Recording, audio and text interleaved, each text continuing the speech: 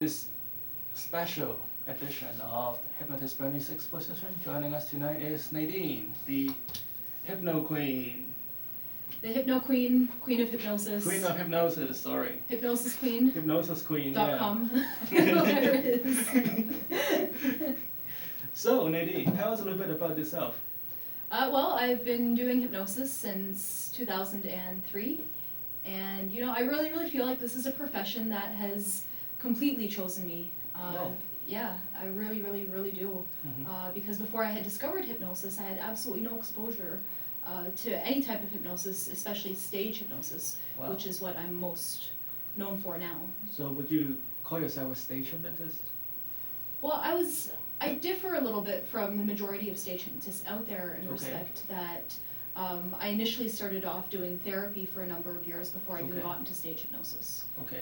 Mm-hmm. For those of us who are not quite familiar with the terms, could you explain the difference between a stage hypnotist and a hypnotherapist? Hypnotherapist, consulting hypnotist. Uh-huh. There's a lot of names for it. Uh-huh. Well, a hypnotherapist or a consulting hypnotist is going to help you eliminate any negative habits, help you create change within yourself, help you lose weight, let go of smoking, whatever it is that you want in that realm, fears, phobias, confidence, anxiety, panic attacks, any issue at all relating to that. And I've had the very fortunate blessing to be able to hypnotize my friends, my family, and hundreds and hundreds of other people in a therapeutic sense. Wow. Well, actually, no, thousands. You could say thousands now. Must be fun to go to your Thanksgiving dinner. Oh, yeah. Fun for who? The turkey. Yeah. So how do you describe the difference of lifestyle of a stage hypnotist and a hypnotherapist? Oh, lifestyle. Well, a stage hypnotist naturally is going to travel more to find the venue, or to cater to the client. Mm-hmm. So because of that, I've had the very fortunate blessing to travel all over the world on cruise ships. Wow. To do a lot of corporate functions, to do a lot of charity work, colleges, high schools, you name it. And I've probably performed at it for whatever type of function it is. Yeah. Nice. So you know I'm going to ask this. What got you into the profession? What got me into it? I get asked this all the time. It's such a hard answer. What got you into it? I'm asking you. Okay. Oh, be prepared when I ask you back. What got me into it? Join us next week.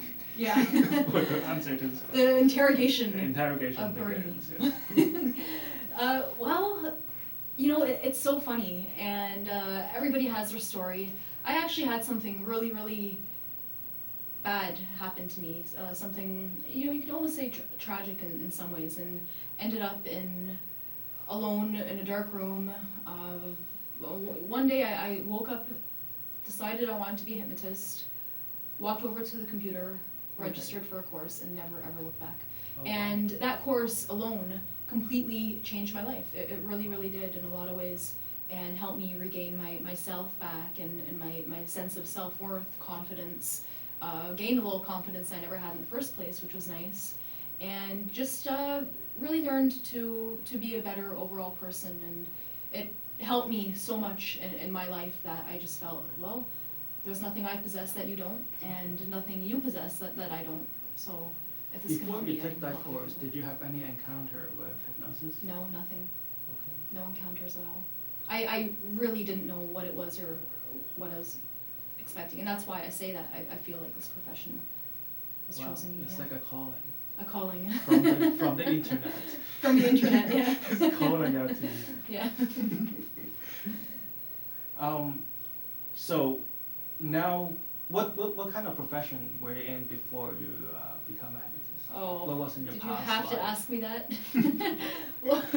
Life before. Life before hypnosis. Yeah. Okay, well, I'm Canadian, and Wow. if you know anything Where's about that? what's that? Never heard of. Oh gosh, America Junior. No, not. You know, we're the friendly ones in igloos and with mounties on horses yeah. and stuff. Oh, yeah. She came in a block of ice. We have to defrost. Yeah, it. he had to. Well, okay. What was I doing before that? Right. I worked at a place called Future Shop, which Best Buy now owns. Okay. There's a shocker. Wow. Future Shop, and worked on commission sales. So was the audio shop equipment. present, or was the shop from the future? The shop was a. Do people there like wear normal clothes, or do they wear like futuristic, like Star Trek? It's like the Canadian equivalent to Best Buy. Did they drive to work, or did they beam into the office? Well, it was actually all happened telepathically. Oh yeah. So nobody really Oh, beamed yeah. anywhere. Oh yeah. The Canadians thought of the goods that they wanted. Oh right. And then the salespeople would back to them. Oh wow. And 5 days later, Wow. big screen TV. Welcome to the future. That's right. Actually, back then, they didn't even have plasmas, or the first plasma had just come out, and it was a Pioneer plasma that was selling for $12,000. Oh wow. Yeah, and Did you now you sell can get that? that same thing for $1,200. Did anybody buy that? Back then? Yeah. No. It was like the first one. There was That's like why one you on the need to floor learn among like hypnosis, all right? these big boxy Yeah. big screens. But you know what? I loved it. I worked with a really, really great group of people, and Great. wouldn't trade it for anything. Great. I also worked for Honda as well. Oh wow. What did you do? What do you think? What would I be race doing at car Honda? driver. I wish racing cars. No, I sold. Stunt driver. I sold a Civic. product that is a quality product, and Okay, that's I what believe that's what I that. did. Yeah, and I it was believe good. that. Yeah, Okay. just under a year. And then I discovered, I had discovered hypnosis while I was doing those things. Okay. I sold fragrance at the perfume counter. I was a perfume Oh, girl wow. for a while. Oh wow. Of course, I always help my mother out. My mom has a little catering company. Oh wow. So we'd go to the farmer's market and to the Amish market and Wow. sell my mother's food on the weekends. Oh wow. Yeah, you That's name it, I've done. That's great. That's Yeah. great. Lots of life experience. Lots of life experience. Always good to do something with the family too. Oh yeah. Yeah. So a lot of people are interested in stage hypnosis. So how did you get into that area? How did I get into stage hypnosis? Well, I would attend the National Guild of Hypnotists, the big convention every year. Right.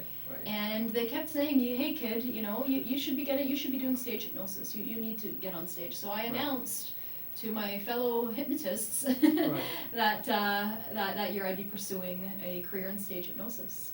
Right. And here I am a few years later, Wow. doing really well, doing This is stage great. hypnosis full time. Yeah. This is great. Do you have any stage experience? Well, obviously not hypnosis, but like public speaking. No, or and drama? that was the hard part. Before when I did my first stage show, of course, I went back to my old place of work. I went back to Future Shop. Oh right, right. Yeah, I went, and Back to the Future. I went back shop. to the Future Shop, which is now Best Buy. Right. So it's like the past shop. Right. No, it still It exists. still exists. Yeah, it's they have- still it's there. still a branch. Yeah. And I said, "Hey, can I perform at your Christmas party?" Oh, yeah. And they said, "Absolutely." So my first show, I was fortunate enough to be in front of a group of people that all knew me and really, really wanted me to do well. And I, again, was very lucky to have a great audience, great volunteers, and Oh, yeah. was put on a really, really wonderful show, which gave me the encouragement to continue doing it. Right. Mhm. Right. What is your philosophy when you're approaching hypnosis? My philosophy is always to be ethical, Okay. is to never do anything that I wouldn't do to somebody who I love. Okay. Very, very important as a stage hypnotist. Okay. And even in, a lot of therapy goes on stage too. People just don't know it and they can't see it. But a lot of breakthroughs happen. I had one woman who had a headache who was in a car accident Mhm. 26 years prior, and at this time I was only 26 years old. So Right. when I was born, this woman had started getting migraines because of this Right. accident.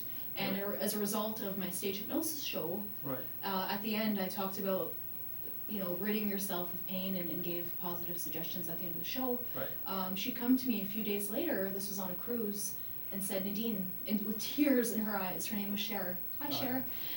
And said, "This is the most incredible thing. Every single day of my life for the past 26 years, I have not been able to go to bed without sleeping pills." Wow. and migraine medication. Wow. And it's been 4 days. And of course, she started crying, so I started crying. Oh, yeah. But some of the most incredible, miraculous things happen on stage, miracles every day, even Wow. during a stage show. Oh, yeah? Mm-hmm. You have to tell us more. Tell you more. More stories on stage. War story, come on. Laughter is the best medicine. Oh, yeah. That's all I have to say. What is the strangest things that ever happened on the stage? Oh, strangest thing that's ever happened to me on stage.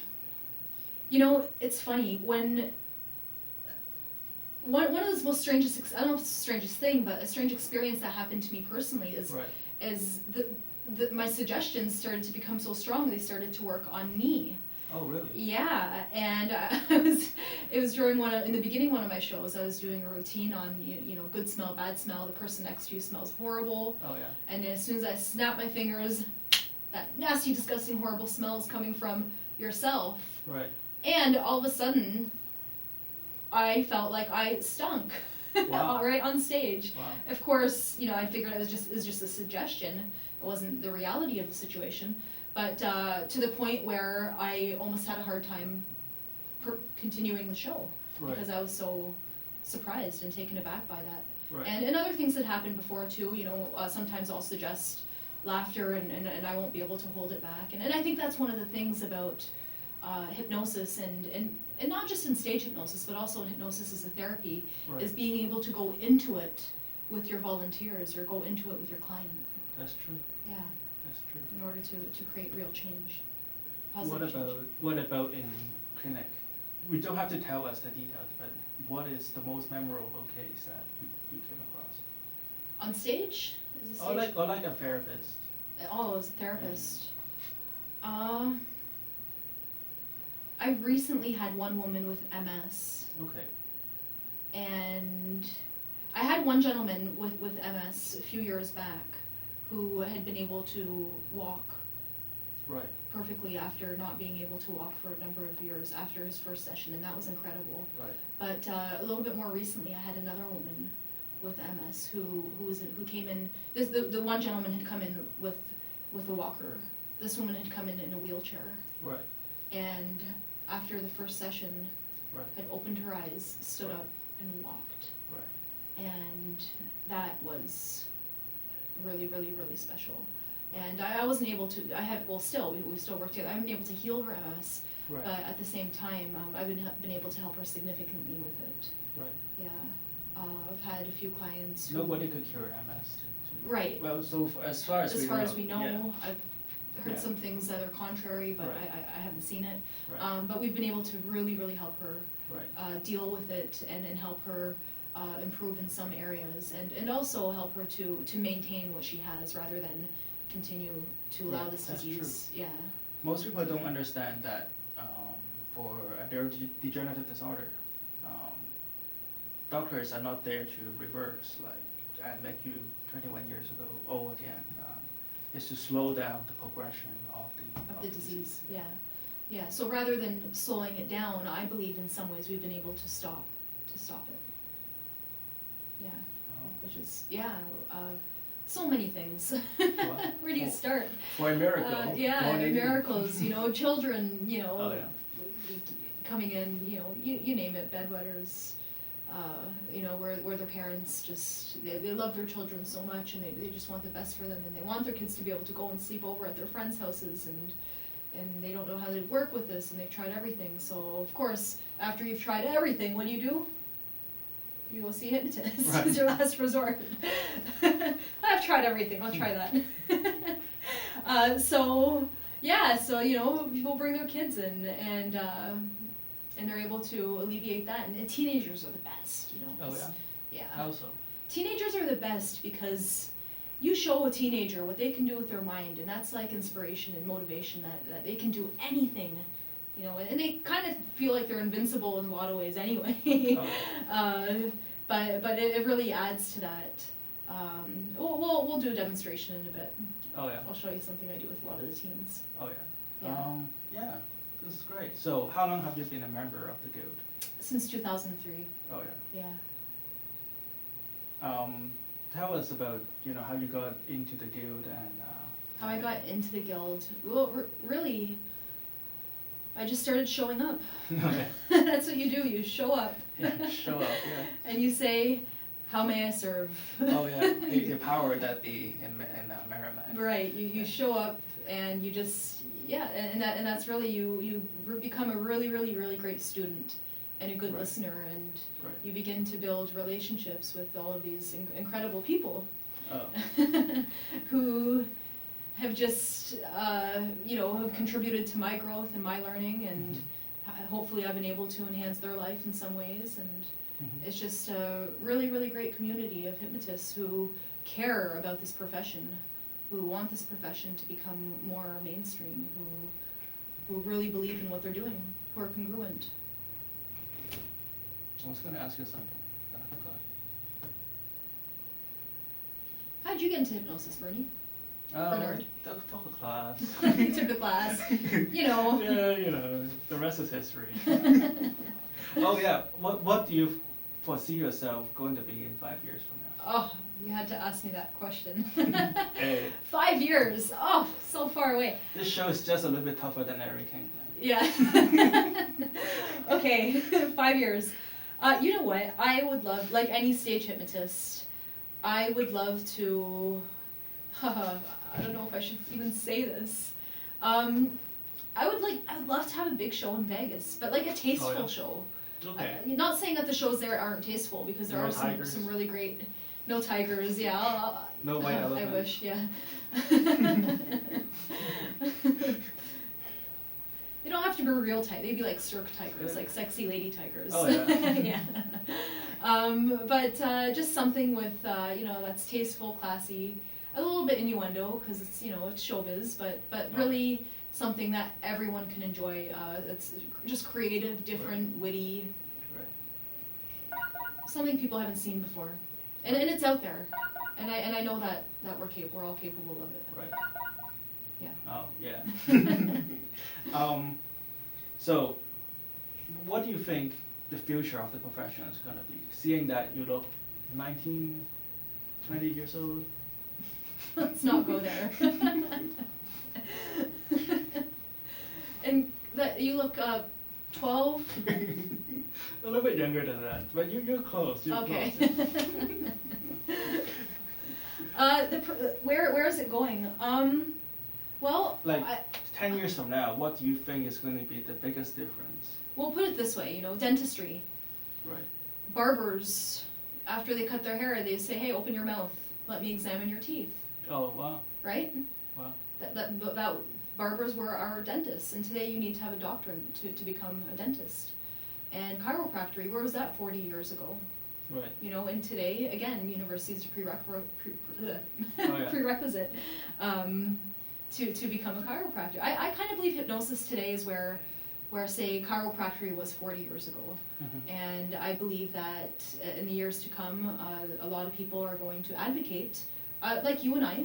Right. I really believe that our generation is really going to bring this profession to the forefront, to the mainstream, and really dispel and unveil a lot of the myths and fear that people have around it, because the reality is it is a naturally occurring phenomenon that occurs in all of our minds all of the time. It's a natural state of mind. Right. So, what are your favorite stage routines? Oh, favorite stage routines.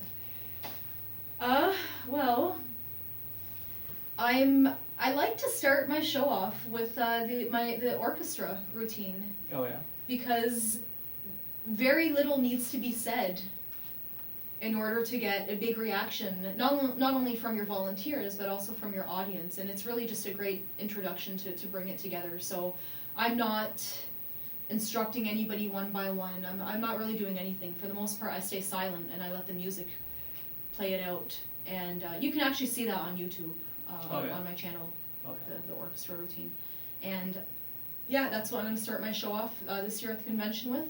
Oh yeah. That will be my first routine. Oh yeah. And it's not my routine, but I've made it my own in some ways. I really don't know so many things. We don't know where they come from, but we. If you can do anything on stage with unlimited resources, what would you want to do? If I could do anything with unlimited resources, we're gonna keep that one. I will in 5 years. I will show you All right, okay. what I could do with unlimited resources. When she takes over the world. Yeah. Okay, 10 years. We'll find out. Okay, next life. In another life. Yeah. What is your favorite induction on stage? My favorite induction, of course, I love instant inductions. Those are the best because you're. I mean, it's tough to beat in respect to impact and shock value. But the easiest induction that any stage hypnotist can do on stage is the progressive relaxation induction. Reason being is that it's simple, it's easy to memorize, and it's effective for a stage show. And you can shorten it as well, or lengthen it, depending on the demographic that you're working with, the age of your volunteers, their willingness, just what you have on stage with you. How's the difference in the structure of the induction between a progressive relaxation induction and what we heard a lot about the instant inductions? Very different structure.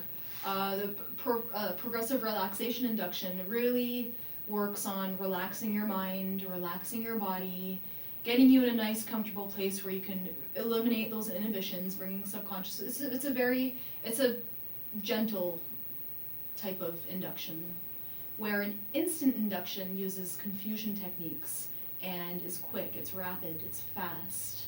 It's not quite as gentle as a progressive relaxation induction. They serve two very different purposes, but they're both very effective. And I believe a lot of people don't like the progressive relaxation, but if it's done right, it can have just the impact as instant induction. Okay. Mm-hmm. What would be an example of an instant induction? What would be an example of an instant induction? Would you like me to tell you one, or would you like to see one? Hey, this is TV. Let's do something exciting. Let's do something exciting. Okay. Well, the reality is each and every time you go into hypnosis, you go in much easier and much faster. Bernie here, he's a hypnotist. Okay. Having said that? I've heard that before. Okay, Bernie, so just you can take a look at me. Okay. Take a nice deep breath in, deeper, and sleep. Deeper, relax. Nice deep breath. And there you go, ladies and gentlemen. That is an instant induction. And Bernie is just as relaxed, just as deep into trance as he ever has been, actually. Going 1,000 deeper relaxed. Now, feel yourself now, just letting go. Deeper and deeper. Feel yourself breathing in positive energy. And just exhale. Total relaxation. Sedation with every breath you take. And each and every beat of your heart from this moment forward, you find yourself becoming more and more receptive to my touch and the sound of my voice. Feel yourself now just letting go, going deeper and deeper. Well, since we have Bernie in this position, let's have some fun. Bernie, as soon as I count from 1 to 3, your eyes will open wide. Your eyes will open wide. But you're going to notice something very, very interesting. Each and every time I ask you a question, it will be impossible to get any words out because you now stutter very, very loudly each and every time I ask you each and every question. 1, 2, and 3, eyes wide open. Hey, so how are you doing? I'm doing. Are you enjoying the interview? Yeah. And Bernie, your nose is made of rubber.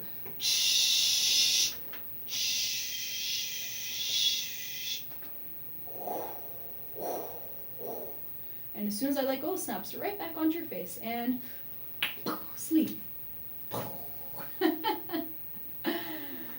Okay, let's have some more fun with Bernard here. Let's see what we can do. And Bernard, going deep within your mind, deep within your imagination, remembering the absolutely funniest thing you've ever seen in your entire life, because right now you begin to laugh and giggle just even thinking about it. That's right, because it is the funniest thing you've ever seen in your entire life. Absolutely hilarious. So I count from 1 to 3, your eyes will open wide, and it will be the funniest thing you've ever seen in your entire life. That's right, laughing out loud. 1, 2, and 3. That's the funniest. What's so funny? Your shirt. And sleep. Deeper relaxed.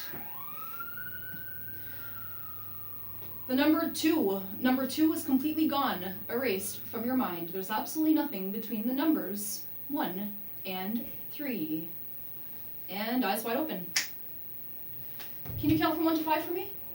1. Well, can you? Yeah. Okay, so what I want you to do is put your hand out just like that. Okay. Each and every time I point to a finger, you count. Simple enough? Okay. Okay, ready? Here we go. From 1. 1, 3, 4, 5, 6. Do you have 6 fingers? I now do. Really? Yeah. What are you gonna do with that extra finger? I don't know. Okay, let's pick your nose. Okay, well let's go backwards. Here we go. From Okay. 5 this time, not 6. 5. 5, 4, 3, 1.